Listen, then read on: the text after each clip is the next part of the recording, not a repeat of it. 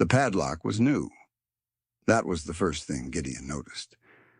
Polished chrome catching the flat November light, while the rest of the building, its warped siding and sagging porch rail and gutters full of blackened leaves, had not seen new hardware in years. He sat in his truck at the curb and let the engine idle, and looked at the door, and beside him, on the passenger seat, Cora lifted her broad, tan and black head and fixed her amber eyes on the building without blinking. Her ears had risen before his foot left the gas pedal. That was how it worked with her. She always arrived at the truth a few seconds ahead of him. A woman stood on the porch. She was short and white-haired, and she wore a green cardigan over a floral house dress, and she was standing with both hands pressed flat against the door she could not open, her forehead nearly touching the wood, her shoulders rounded inward in a shape Gideon recognized from overseas, from doorways after earthquakes, from cots in field hospitals. The shape of a person who had just been told that the world they counted on had stopped holding. Her name, he would learn later, was Estelle Marsh. She was 81 years old, and the lock on her door had been changed that morning without her knowledge, without any notice, and without any legal right. Gideon Pruitt put the truck in park. He did not look away from the porch. He sat for a moment with both hands on the wheel and breathed through his nose the way he had been trained to breathe before entering any uncertain space. And then he reached across and clipped the lead to Cora's vest, and the two of them stepped out onto the cold November street. If this story stays with you, turn on notifications and watch until the end. What happens next matters more than it might seem. Gideon Pruitt was 41 years old, 6 feet 2 inches and broad through the chest and shoulders, with the kind of physical weight that came from 20 years of actual labor rather than any gym. He had a dark beard threaded with early gray and hair cut close to his skull at the sides, longer on top, and his face was weathered in the way of a man who had spent years in outdoor light that was never kind. His jaw was squared, his eyes a pale and watchful green, and those eyes had the quality that people who had served recognized on sight and civilians sometimes found unsettling. They were eyes that did not stop moving. Rooms, doors, windows, roof lines, the hands of strangers. His body had learned, over 2 deployments and 6 years of disaster relief work stateside, to inventory every space it entered before his conscious mind had processed the request. He had been a gunnery sergeant when he separated from the Marine Corps 4 years ago, and he carried the rank in the straightness of his spine even when he was tired. He wore dark canvas work pants and a gray thermal shirt and a battered olive field jacket with the sleeves pushed to the forearms, and on his left wrist there was a scar, pale and horizontal, that he never explained.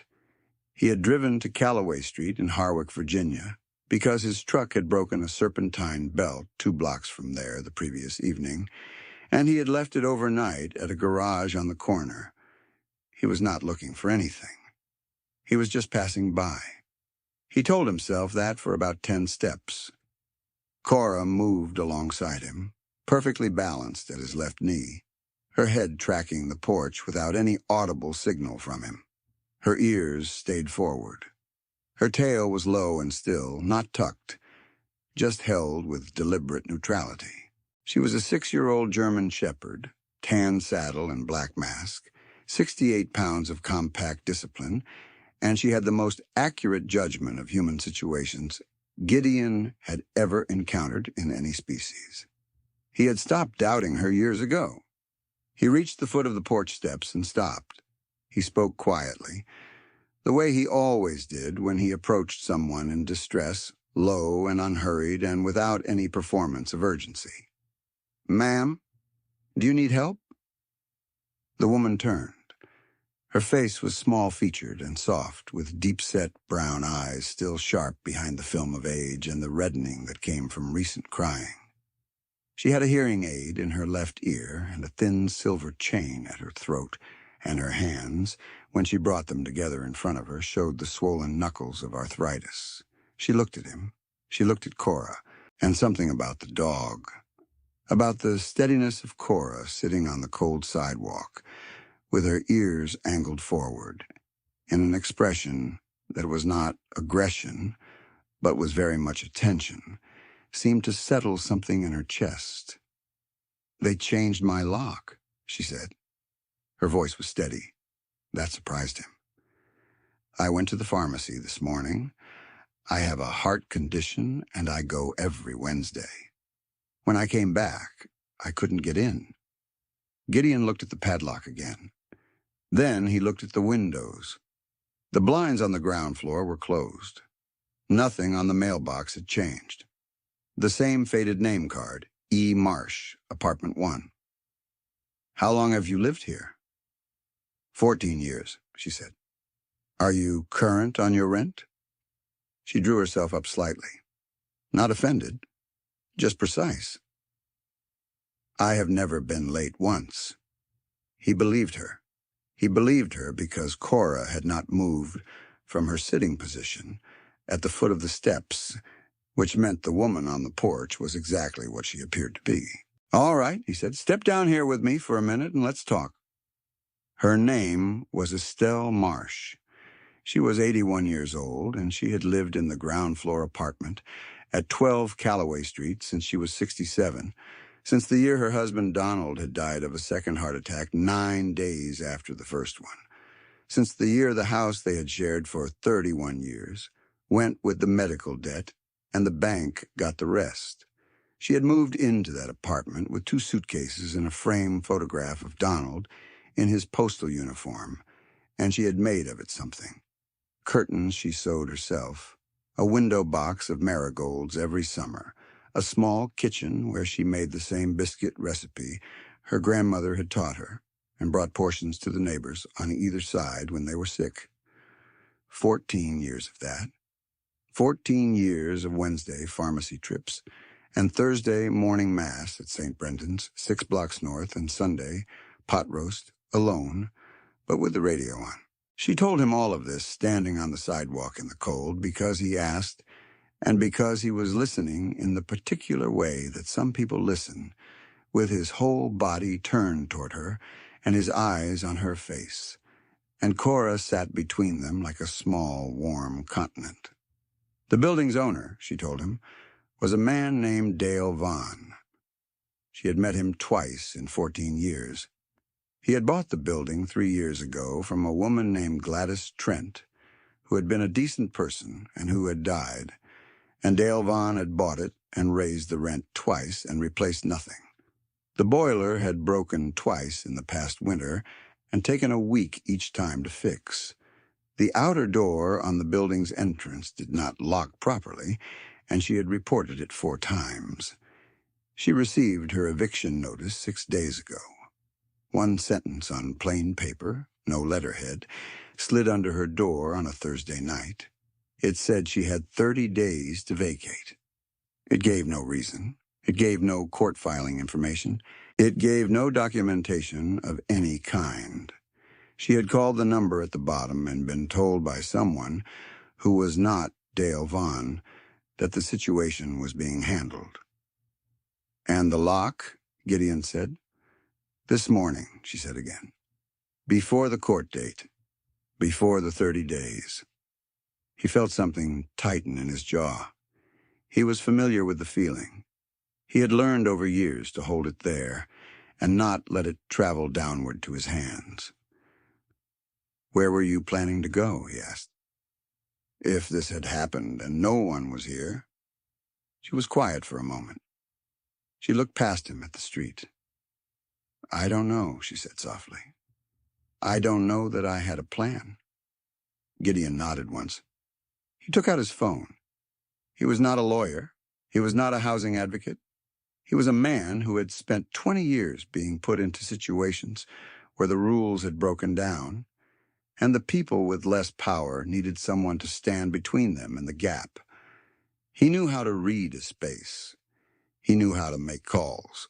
He had learned slowly and not without cost that the most useful thing he could do in most situations was not to escalate, but to document, to notify, and to stay.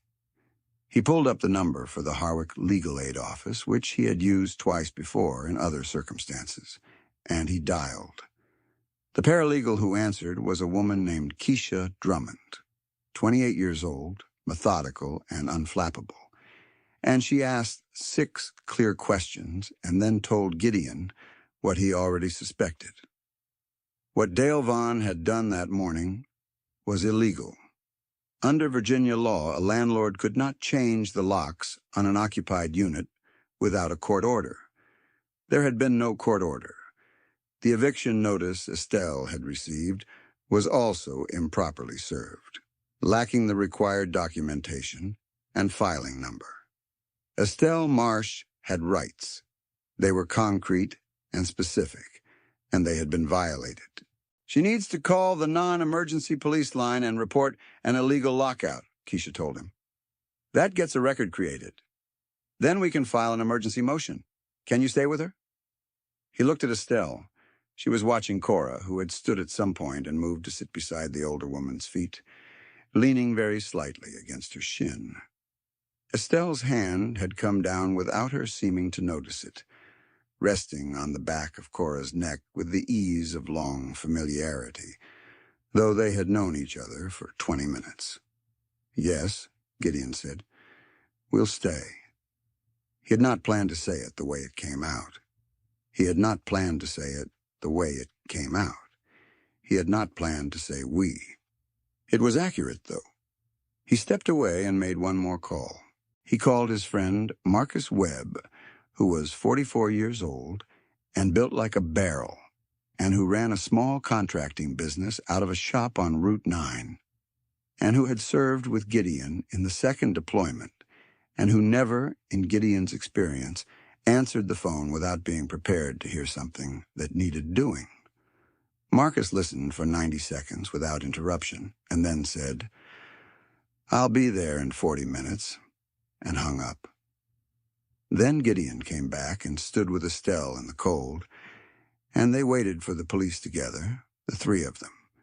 And while they waited, she told him about Donald.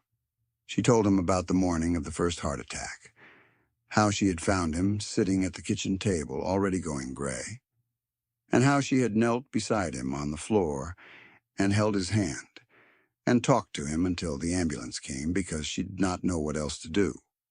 She told him Donald had been a funny man. That was the thing people always forgot about people who died, how funny they were. She said this, and then she smiled in a way that made something happen in Gideon's chest, a loosening sensation he did not immediately have a word for. Cora leaned against her leg and watched the street. The officer who came was a young man named Deputy Clarence Holt, 26, with a wide, honest face and a notebook he kept filling. He took Estelle's statement. He took Gideon's. He photographed the padlock. He knocked on the building's management office door, a ground floor unit at the building's far end, and received no answer. He called the non-emergency dispatch and created the report that would become the paper trail, and he gave Estelle a case number and his direct extension and the name of the on-call housing magistrate. And while this was happening, Marcus Webb arrived. He pulled up in a white work van with Webb Construction, stenciled on the side in faded blue letters, and he was wearing a Carhartt jacket and work boots with dried mortar on the toes, and he climbed out and came directly to Gideon and gripped his shoulder once without speaking, and then looked at Estelle and said, "Ma'am, we'll get you back in." He was 50 pounds heavier than Gideon and had a gray beard that came down past his collar and a scar along his right cheekbone from something he rarely discussed. And Cora went to him immediately, pressing her broad head against his knee. And Marcus put his hand on her without looking down, the gesture automatic and warm. He had also brought, from the back of the van, a heavy bolt cutter. Deputy Holt watched with careful professional attention as Marcus removed the illegal padlock. There was nothing to stop him. The padlock had no legal standing. When it came free, Deputy Holt bagged it as evidence. And Estelle Marsh opened her own door for the first time in 6 hours and stepped inside her apartment and stood still in her own hallway for a long moment before she said anything at all. What she said was, "My pot roast was on the counter defrosting." The three of them stood on the porch and waited and looked at each other, and as something that was not quite a laugh moved through the afternoon air. Dale Vaughn arrived 40 minutes after they were inside. Gideon and Marcus were in Estelle's small kitchen, drinking coffee from her good cups, the ones with the blue flower pattern, when they heard the key in the outer building door and then the knock on Estelle's door. That was not quite a knock, more of an insistence. Gideon opened it. He filled the doorframe, and he did not step back. Dale Vaughn was 48 years old, 5'11", with thick brown hair swept back from a high forehead and a suit that was pressed and out of season for November. His shoes were clean in a way that suggested he did not spend time outdoors. He had a large digital watch on his left wrist that Gideon pegged at somewhere above $500. His smile arrived before any other expression, and it was wide and practiced, and it lived entirely in the lower half of his face. Cora, who had been lying beside Estelle's armchair, with her chin on her forearms, lifted her head. Both ears came forward. She did not stand. She did not growl. She simply watched Dale Vaughn with a quality of attention that made the air in the room feel different. "I'm here about a tenant concern," Vaughn said, still smiling. "There seems to have been a misunderstanding this morning." "There was no misunderstanding," Gideon said. A pause. Vaughn's eyes moved past Gideon into the apartment. Found Estelle. Found Marcus. Came back to Gideon and recalibrated. "I'm not sure who you are," he said. "This is a private property matter between me and my tenant." "There's a police report," Gideon said. "Illegal lockout. Case number is with your tenant. The Virginia Residential Landlord and Tenant Act is pretty clear on what you did this morning. I'd guess your attorney will tell you the same thing." Vaughn's smile thinned. Not disappeared. Just adjusted. The way a practiced expression adjusts when it meets resistance it did not expect. He tried the calm, reasonable voice then, the one that Gideon had heard in a dozen different variations over the years, from a dozen different men who believed that patience and polish were the same thing as rightness. "Look, I understand there's some confusion here. Mrs. Marsh has received proper notice of the termination of her tenancy. I have a buyer interested in this building, and I'm under some time pressure, and I'd really like to resolve this respectfully, and—" He did not finish the sentence. "She's paid through the end of this month," Gideon said. "The notice you served her doesn't meet statutory requirements. You changed her lock before a court order. She's not going anywhere today." Vaughn looked at him for a long moment. Something moved behind his eyes. Not anger exactly. Assessment. "You're not a lawyer," he said. "No," Gideon said. "I'm just the person who was here." There was a silence. Cora had risen now quietly from her place beside the armchair and stood behind Gideon's left knee. Not aggressive, just present.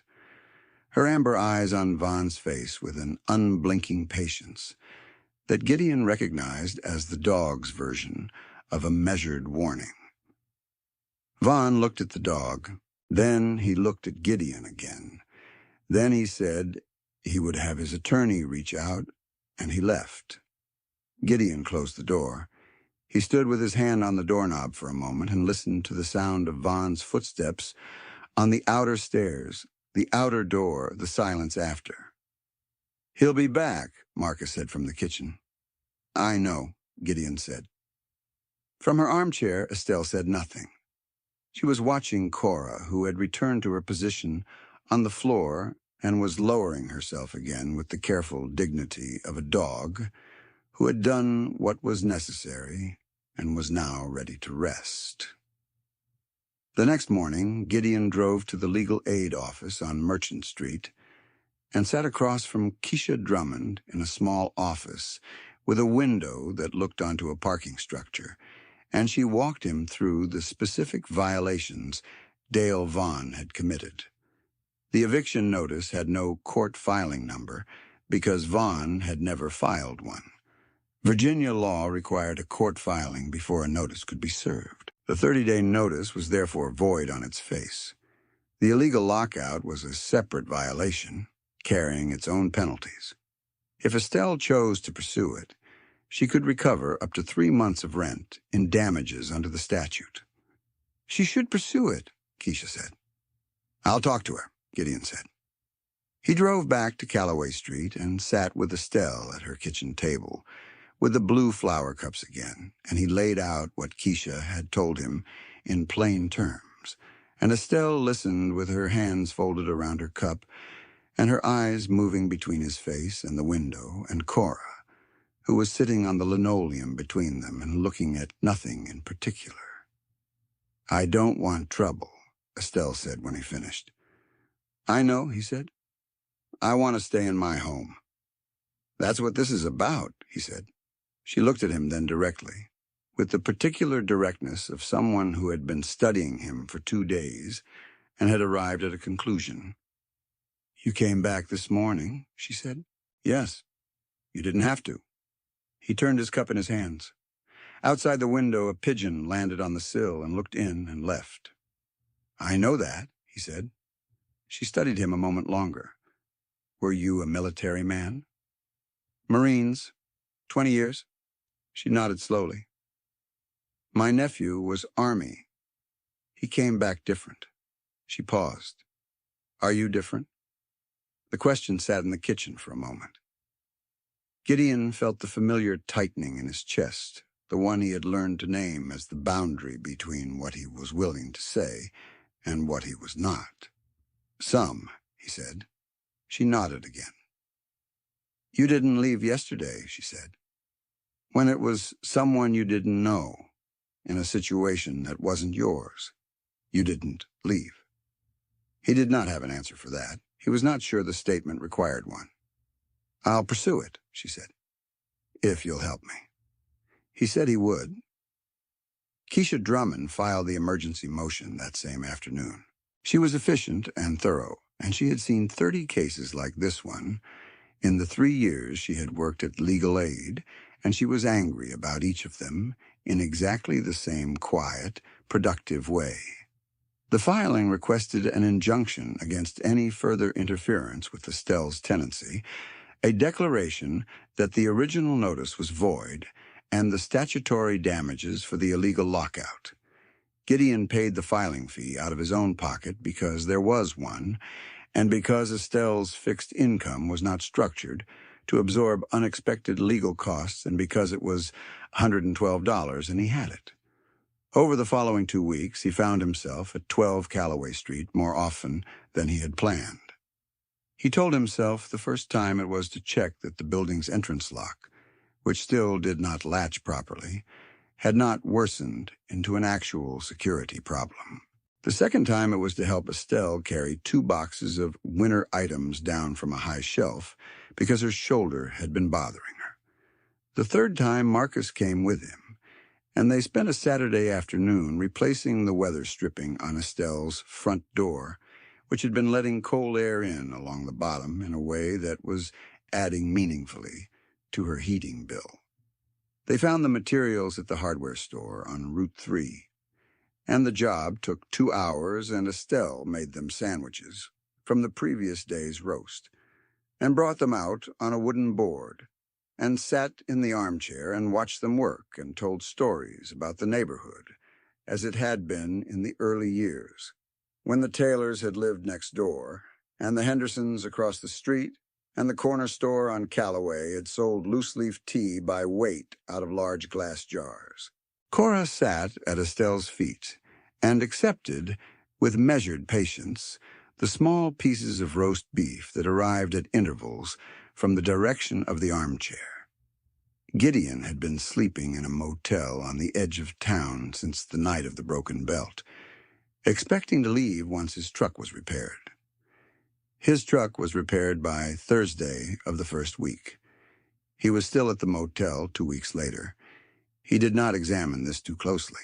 On the 11th day after the filing, Keisha called him in the morning to report that Dale Vaughn's attorney had responded.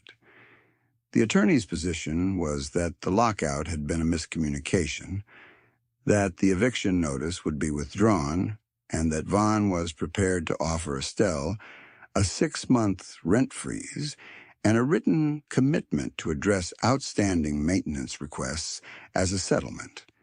He was not prepared to pay the statutory damages. He's trying to make it go away quietly, Keisha said. Does she have to take it? She can reject it and go to the hearing. The case is strong. The violations are well documented. Going to the hearing means more time and uncertainty for her. Gideon told Keisha he would call her back, and he drove to Callaway Street and knocked on Estelle's door and laid it out for her again at the kitchen table. He laid it out carefully. All of it, the strong case and the certain settlement, and the difference between the two. He did not tell her what to choose. He told her what each path looked like, and then he stopped talking and waited. Estelle was quiet for a long time. She looked at her hands on the table. Then she looked up. If I take the quiet settlement, she said, he does this to someone else. Gideon said nothing. He had thought the same thing. I'm 81 years old, she said. I'm not going to spend the time I have left worrying about whether Dale Vaughn is afraid of me. She paused. But I would like him to be a little, for a while. Something shifted in Gideon's expression. It was not quite a smile. Close to one. Go to the hearing, he said. Tell Keisha, she said. The hearing was scheduled for 3 weeks out, and in those 3 weeks something happened that Gideon had not precisely anticipated. It began with a woman named Frances Okafor, who lived in the second-floor apartment directly above Estelle, and who had been awake on the morning of the lockout, and had watched from her window and had already, independently, called the non-emergency line before Gideon had arrived. Frances was 63 years old, heavy-set and direct-spoken, with close-cropped gray hair and the permanently skeptical expression of a woman who had been a school administrator for 31 years and had seen every form of institutional misbehavior twice. She came downstairs to introduce herself properly on the 6th day after the filing, and she brought with her a manila folder containing a 2-year record of maintenance complaints she had submitted in writing to Dale Vaughn's management company, all of which had gone unanswered. She placed the folder on Estelle's table and said flatly, I believe this might be useful. It was. There was also a man named Gerald Park who lived at 14 Callaway Street, the building next door, who was 69 years old and had been trying to track down the owner of his building for 3 months regarding a water leak in the basement that had grown into a genuine foundation problem. Gerald was thin and precise, a retired draftsman, and he kept records in a leather-bound logbook with lined pages and the kind of handwriting that looked like a younger, more patient version of the world. When Frances mentioned Keisha Drummond's name in passing on the front stoop, Gerald appeared within 48 hours with his logbook and a city assessor's map showing that both 12 and 14 Callaway Street were registered to the same LLC, a shell company registered in Delaware with Dale Vaughn as its single managing member. 2 buildings, 1 owner, multiple tenants who had been filing maintenance complaints into silence for 2 years. Keisha amended the filing to include the broader documentation. She called the city housing inspector, which she had been meaning to do, and the housing inspector visited both buildings and generated a 14-page report that found, among other deficiencies, a broken boiler, a water heater, without a functioning pressure relief valve, a second-floor exterior stair railing that failed a load test, and the compromised outer door lock that Gideon had noticed on the first day and reported 3 times. The report was public record. On the 18th day, a local reporter named Dana Wu, who covered City Hall and the housing beat for the Harwick Daily Courier, called Keisha's office after finding the housing inspector's report in the public filing database. Dana was 31, compact and focused, with the patient eyes of someone who has learned to let silence do half the work of an interview, and she spoke with Keisha, and then with Francis, and then, after some conversation, with Estelle, who sat in her armchair with her hands folded, and told her story with a composed clarity that made the recorder on Dana's phone feel beside the point. Dana asked Estelle if she had anything she wanted people to know. Estelle was quiet for a moment. Then she said, "I would like people to know that I paid my rent for 14 years and I kept my apartment, and I did not make trouble. And the morning I could not open my own door was the worst morning since Donald died. And I would like people to know that there were people who stopped." Dana Wu's piece ran on the front of the local section 2 days before the hearing. It included the housing inspector's report, the details of the LLC and its 2 properties, and the number of unresolved maintenance complaints across both buildings going back 26 months. It did not name Gideon specifically at his request. It named Estelle. It named Francis. It named Gerald. It named Keisha Drummond's office, and it quoted the specific Virginia statutes that Vaughn had violated. The piece also ran online and was picked up by the State Housing Advocacy Network's newsletter, which was read by 700 housing attorneys, inspectors, and tenant advocates across Virginia. Dale Vaughn's attorney called Keisha's office the morning the article ran and offered the statutory damages plus 12 months of rent abatement and a formal written commitment to complete all outstanding maintenance orders across both properties within 90 days, verified by a third-party inspector. The call was recorded, as Keisha's office recorded all calls. Keisha called Gideon, and then Gideon drove to Callaway Street and told Estelle, and Estelle sat with the news for a moment, and then said, "And the other tenants? The building next door?" Keisha confirmed the abatement covered only Estelle's unit, but that the maintenance commitment covered both properties. Estelle was quiet. "It's better than nothing," Keisha said carefully. "I know," Estelle said. "And the lease stays? The eviction is void?" "The eviction is void. You have a right of first refusal if he sells. Your tenancy is protected." Estelle nodded once. "Then I'll take it," she said. She looked at Gideon, who was standing near the door with Cora sitting at his knee. "Thank you," she said to him. He shook his head slightly. "Keisha did the work." "Keisha wasn't here on the first day," Estelle said. The hearing was 2 days later. Vaughn's attorney appeared with the signed settlement agreement and a check. Vaughn himself did not appear. He sent no proxy beyond the attorney. The judge accepted the agreement and noted for the record that the violations had been serious and clearly documented, and the housing inspector's report was entered as a public exhibit. It would remain attached to the property record for both addresses. Gerald Park was in the gallery with his logbook. Frances Okafor was in the gallery with her manila folder. Marcus Webb was in the gallery in a clean Carhartt jacket, with his hands folded on his knees. Keisha Drummond stood at the table with the clean, precise energy of someone who had just done the thing they came to do. The room was quiet and ordinary, and the fluorescent lights buzzed faintly above them all, and none of it looked the way that justice looks in the movies, which is loud and bright and full of turning points. It looked like a room. It looked like paperwork. It looked like the particular and patient accumulation of documented facts presented by people who had stayed when staying was hard. Cora waited in the truck. She was not good with courtrooms. Too much stillness and too many strangers and none of the physical work her body was built for.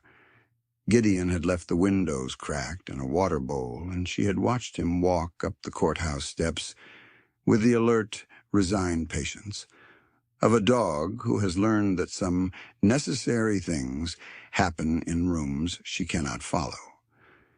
When he came back down the steps and opened the truck door, she climbed half into his lap before he had fully sat down and stayed there for a moment, all 68 pounds of her. Her chin pressed hard against his collarbone, and he put his arms around her and let her. Over the following weeks, the maintenance crews arrived at 12 and 14 Calloway Street. They came in teams of 2 and 3 with equipment and materials, and they fixed the boiler and replaced the water heater and repaired the exterior stair railing and rehung the outer door so that its latch caught cleanly for the first time in 2 years. A third-party inspector came twice, once mid-process and once at the end, and filed reports that went to Keisha's office and the City Housing Board and were entered into the public record. Gerald Park watched the repairs at 14 Calloway from his window and kept notes in his logbook with the same careful script, and said nothing about it to anyone except Francis, who he had met on the front stoop of Estelle's building, and who he had begun, Gideon noticed, to find reasons to be standing near. Marcus Webb came back twice more, once to help Gideon reinstall Estelle's window box bracket, which had pulled away from the siding in the previous winter and had never been properly secured. Once to bring a load of firewood he said he had a surplus of, and that would otherwise sit in his shop, and which he stacked against the side of the building with the same wordless competence he brought to every physical task. He and Gerald talked for an hour about foundation drainage while the wood was being stacked, Marcus with his hands in his jacket pockets and Gerald with his logbook open, and by the end of the conversation, there was a plan in place for the basement water problem that neither of them had mentioned to anyone as a kindness they were doing. Estelle came out with mugs of coffee and handed them out, and stood in the cold November air that had become cold December air, and looked at the stack of firewood and the 3 men standing in her narrow side yard, and the dog sitting by the steps, and her expression was the expression of someone who had been presented with something they had stopped believing in and were now not entirely sure how to hold. Gideon was checking his phone and missed it. He looked up and caught the tail end of it, the way it was settling out of her face back into its usual composure, and he thought about it afterward, about the shape of a face when it has just been given something it stopped expecting. He thought about it because he recognized it. He had felt it himself in this place, over these weeks, in a form he had not named yet. He had called his sister once from the motel, on a night when the wind was pressing against the window, and he could not sleep. She had asked him when he was coming back to Roanoke, and he had said he wasn't sure. And she had been quiet for a moment in the way she was quiet when she was thinking something she had decided not to say, and he had told her he was helping someone out, and she had asked what kind of someone, and he had said an elderly woman who needed a few things done, and she had not pushed further. But he had heard something in her breathing that felt like relief, which puzzled him until later. He was still at the motel. The motel rate was reasonable, and the room had a desk and a working coffee maker, and Cora was permitted on the bed, which had been the deciding factor in choosing it. And he had found himself establishing small habits. The same diner for breakfast. The same route when he walked Cora in the morning along the canal path that ran behind the industrial block on the east side of town. The same stool at the hardware store counter where the owner, a man named Bert Comstock, who was 67 and had been selling hardware in Harwick for 31 years, had begun setting aside the better newspapers for him. He had not been anywhere long enough to have habits in 4 years. He knew what that meant, and he did not address it directly. The morning the settlement check was deposited into Estelle's account, she called him. He was at the diner with Cora's leash looped around his ankle and a plate of eggs in front of him when the phone rang. "Keisha called," she said. "Good," he said. "Good. It's real," she said. "All of it." "It was always real," he said. "It just took a while to get arranged properly." A pause. "Gideon," she said. "Yes." "My nephew's coming for Christmas. He lives in Richmond. He's going to stay in the spare room, and he doesn't know anyone here anymore, and he's been the way you are since coming back." Gideon moved the eggs around his plate. Cora pressed her head against his ankle. "He'll be all right," he said carefully. "Maybe," she said. "But I was thinking, you might like to meet him." He looked out the diner window at the December street. The cold light on the storefronts, the early shoppers moving quickly between parked cars, their breath visible. "When's he arriving?" he said. "The 23rd, she said. "And I'm making the pot roast. I want you and Marcus both there. And Cora, obviously." He was quiet for a moment. "All right," he said. He paid for his breakfast and clipped Cora's lead and walked out into the cold Harwick morning, and she walked at his left knee with her ears forward and her stride matching his exactly. And the canal path was ahead of them, and somewhere behind the overcast the sun was present and working, and the city was cold and ordinary and fully itself around them, its maintenance trucks and its church bells and its mailboxes and its windows with the lights on inside them. And Gideon walked through it with his eyes moving in the way they always moved, taking inventory, and this time what the inventory found, in the places it had been finding nothing for years, was something he could not immediately name, but did not walk away from. He stopped at the corner of Calloway Street without having planned to, and looked up at number 12. The outer door was closed and latching. The boiler was working. The window box bracket was secure. Estelle's light was on behind the curtain she had sewn herself. The small, warm proof of occupancy in a building that had tried to remove her from it. Cora sat down beside him on the cold pavement and looked up at the building with him, her breath making brief white shapes in the still air. He was not a man given to speech at moments like this. He stood and he looked and he let it mean what it meant, and after a while he turned and walked on. But he did not walk away. There are stories that begin with a wrong and end with it being righted, and those are good stories. There are also stories that begin with a wrong and end with the people who stayed discovering something they did not know they were missing. This is one of those. What Dale Vaughn took from Estelle Marsh on a cold November morning was not simply access to a door.